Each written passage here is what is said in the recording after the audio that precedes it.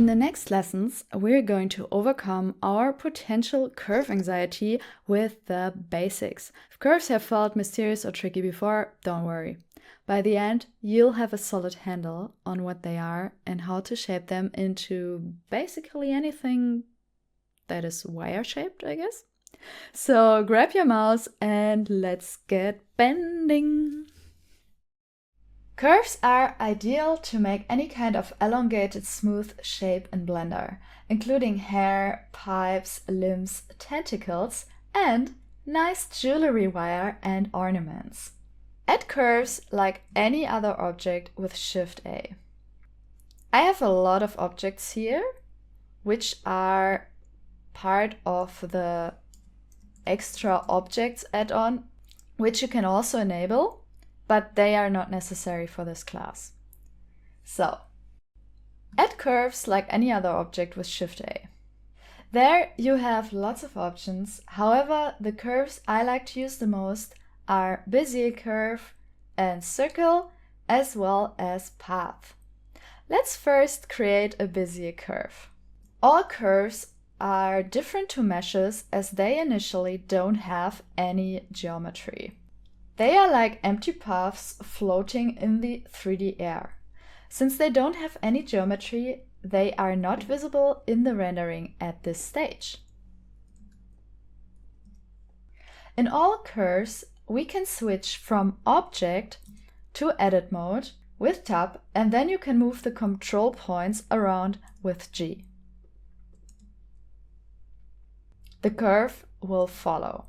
To add some geometry to this curve, you can go into the Curve menu under Geometry and give it some bevel depth.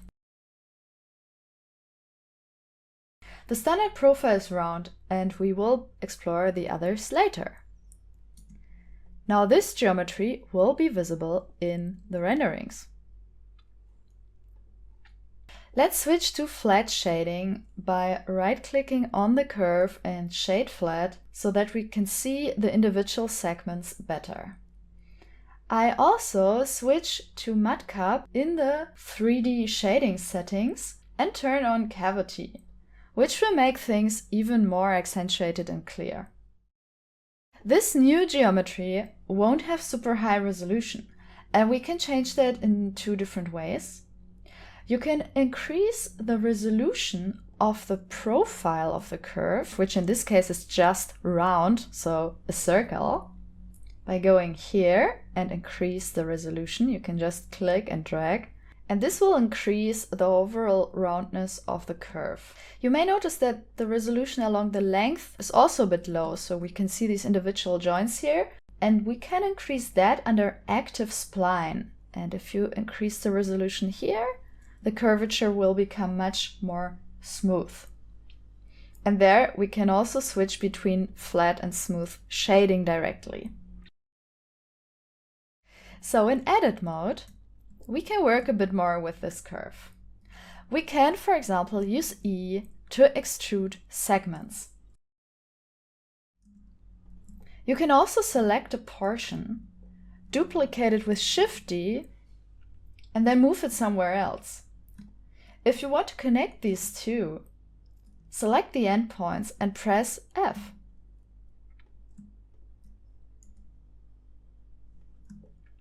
Also, you can select two or more control points and subdivide them by right-clicking and choosing Subdivide. If you want to get rid of those extra subdivision points again, which you can also use to change the shape even more, then you can just press X and say Dissolve Vertices. The curve will stay connected, even if you choose Delete Vertices. If you delete a segment, the curve will get discontinued, and you can connect it again with F. You can also scale the individual control points with S and rotate them with R. So since this is a Bezier curve, they have some handles on the individual vertices or control points. And you can select these handles and move them about.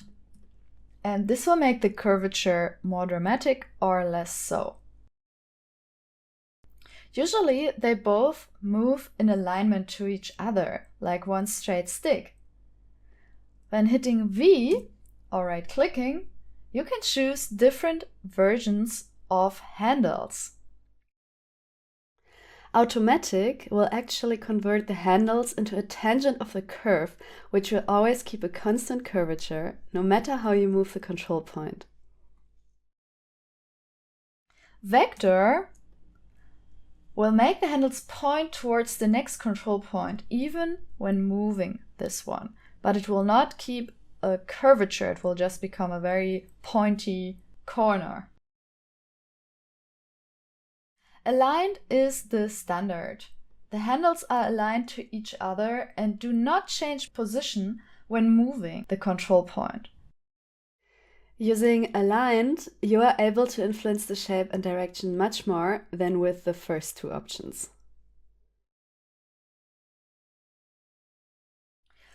Then there is free. If you want sharp or smooth corners and the most bit of control, you should use free, since this allows you to move the handles independently of each other, and they won't change their placement when you move the curve. Toggle free align lets you switch quickly between free and aligned. Another important feature of curves is to be found in the N menu. If you select a control point, you can scale the thickness of the control point under radius. You can also do this with the shortcut Alt S or Option S for Mac users.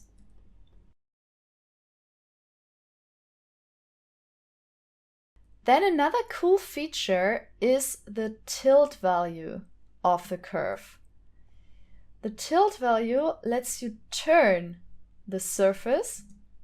For this I will go back to shade flat so that you can see that better. And this is of course especially interesting if we would like to change the shape of the curve, for example when going to geometry, and set this to extrude. And if you tilt it, it will just give it a very interesting shape. And you can do that with individual control points or all of them at once. You can also offset the curve from its placement if you need that at some point. I usually keep that at 0 so that the control points are directly below the curve. Now, of course, the ornaments shouldn't be all around. You already know that you can use the extrude function to give this a stretched look, but you can also go to the bevel option, and there we have some more potential profile shapes that we can give our curve. The standard setting is the round setting, and you can change the depth and the resolution. You can also select fill caps to close the end caps. You can also switch to profile. This way you can influence the shape a bit more. I will just increase the resolution like I did before under active spline, like that. Think of this straight line as 1/4 of the cross-section of the curve. Here. So that is this line here. You can only see this part here. If you now adjust that, you can see that you can influence the whole shape in this way. And that of course gives us interesting options to play with the shape of the curve. You can add some more points.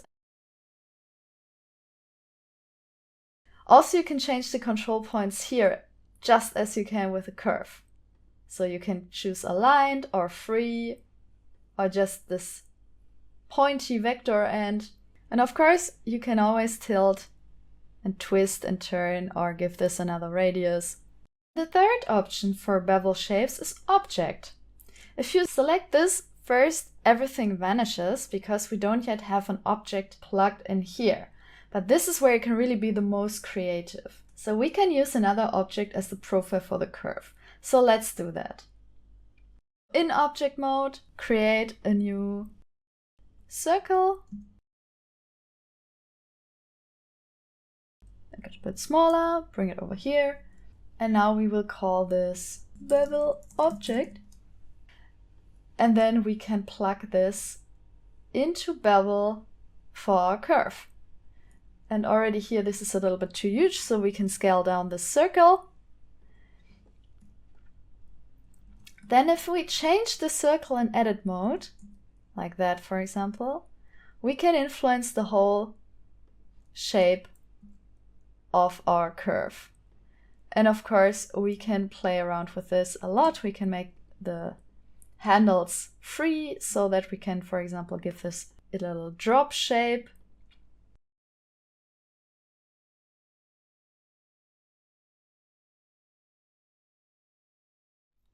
This can be quite useful for hair because you can even duplicate some areas and put them on top of each other, remember with Shift D, and then this could look like strands of hair if you make that small enough.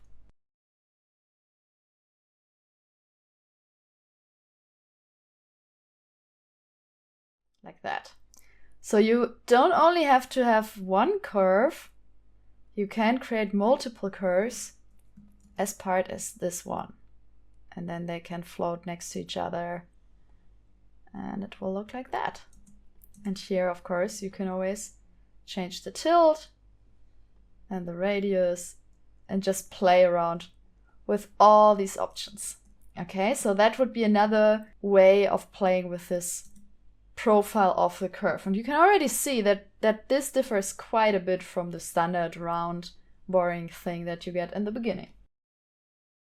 Beside the Bezier curve, there are some other curve options. So you could go to Shift A and choose curve, and we could, for example, choose a NURBS curve. Let's move that a little bit out of the way. So a NURBS curve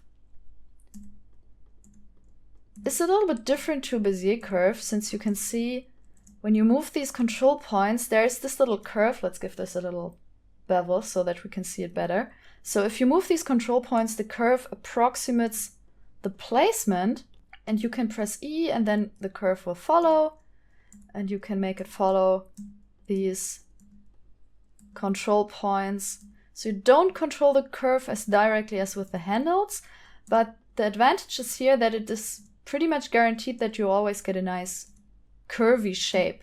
Whereas with the Bezier, you can sometimes, if you toggle it to free, of course, you can mess up your nice curve.